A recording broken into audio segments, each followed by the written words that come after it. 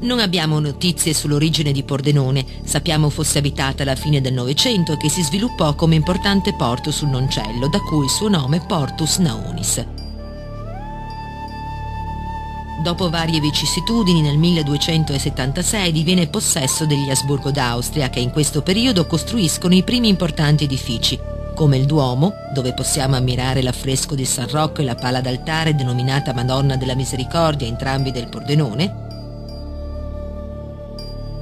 e il Palazzo del Comune, in stile gotico, i cui pinnacoli e la torre dell'orologio furono aggiunti nel XVI secolo su progetto del pittore Pomponio Amalteo.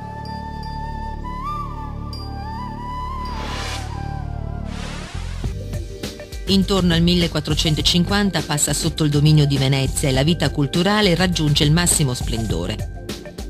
Sorgono accademie e cenacoli, vengono costruiti o ampliati i maggiori palazzi del centro storico. Mirabile esempio di porticato veneziano è certamente la via centrale, corso Vittorio Emanuele II. Il periodo successivo rappresenta soprattutto l'affermazione dello spirito imprenditoriale.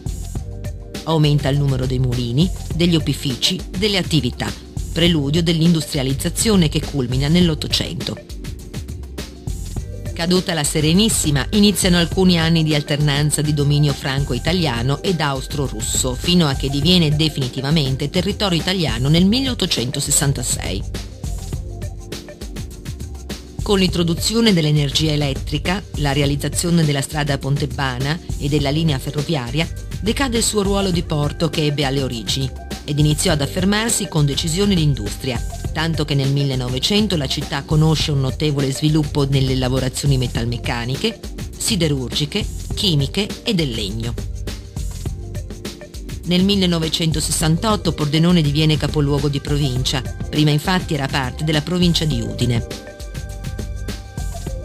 Recentemente la città è divenuta sede di un consorzio universitario dipendente dalle università di Udine e Trieste. Tra le varie manifestazioni segnaliamo le giornate del cinema muto, nate nel 1982 e che rappresentano il più importante festival cinematografico mondiale dedicato alla riscoperta dei capolavori delle curiosità del cinema delle origini.